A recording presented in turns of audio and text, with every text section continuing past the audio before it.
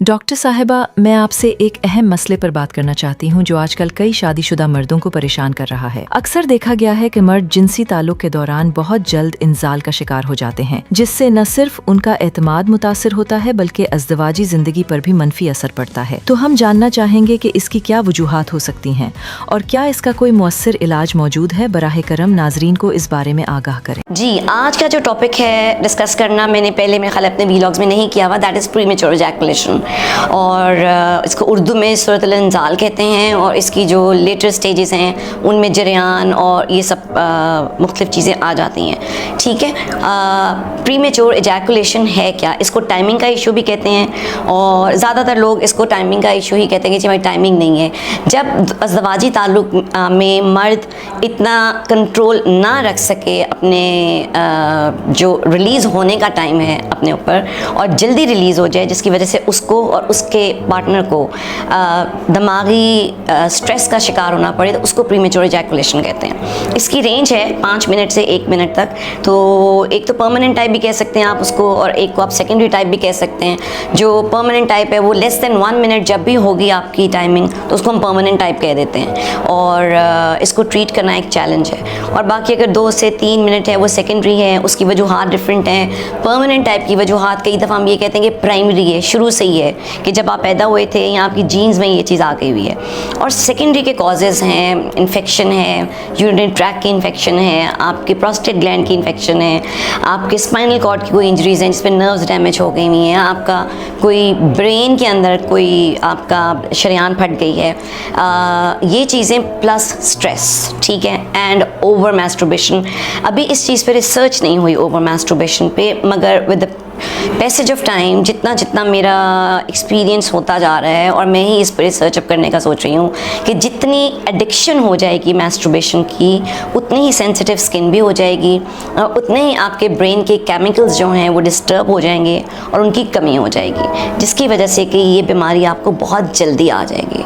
तो इससे निजात हासिल करने के बहुत से तरीके हैं, बहुत लोग। और मेरे पास अगर मैं ये कहूँ कि 100 में से हर तीसरे बंदे को या लड़के को ये बीमारी है, और it's a matter of concern. ये काफ़ी वाइड स्प्रेड हो गई है, और मुश्किल ये होती है कि मर्द सबसे पहले तो इस चीज़ को एक्सेप्ट ही नहीं कर रहे ना कि हमें कोई बीमारी है, और अगर एक्सेप्ट कर ली है फिर उनका आना और फिर डॉक्टर को फेस करना, और फिर वो फीमेल डॉक्टर को फेस करना, ये बहुत बड़ा चैलेंज है। लेकिन मैं बड़ा अप्रिशिएट करती हूँ उन मेल्स को जो क्लिनिक में आ जाते हैं और अपनी डिजीज़ डिस्कस करते हैं। और मैं चाहूँगी कि सब लोग जिनको ये बीमारियाँ हैं प्लीज़ डॉक्टर से तो ज़रूर कंसल्ट करें अपनी। और इसमें ट्रीटमेंट ऑप्शंस क्या हैं? ट्रीटमेंट ऑप्शंस इसमें मल्टीपल हैं। सबसे पहले हम फिज़िकल एक्सरसाइज से शुरू करेंगे। देखिए, अब वो ज़माना नहीं है कि हम फिज़िकल एक्सरसाइज को इग्नोर कर सकें, लेकिन प्रोग्रेशन ऑफ साइंस और जो प्राइवेट जॉब्स का स्टेटस है कि जिसमें सारा दिन बैठे रहने का आपको चैलेंज मिल रहा है, उसमें आपने उसको फाइट कैसे करना है। आप जब तक फिज़िकल एक्सरसाइज नहीं करेंगे तो जो केमिकल आपका कम हो जाता है प्रीमेच्योर इजैकुलेशन में, वो सेरोटोनिन है। ठीक है, वो नेचुरल प्रोड्यूस होता है एक्सरसाइज से। तो जिन पेशेंट्स की मैं ट्रीटमेंट करती हूँ जो एक्सरसाइज करते हैं वो बहुत जल्दी ठीक हो जाते हैं। ठीक है, एक्सरसाइज, डाइट एंड मेडिसिन, 3 चीज़ें हैं। एक तो फिजिकल एक्सरसाइज हो गई, एक आपकी कीगल्स एक्सरसाइजेज हैं।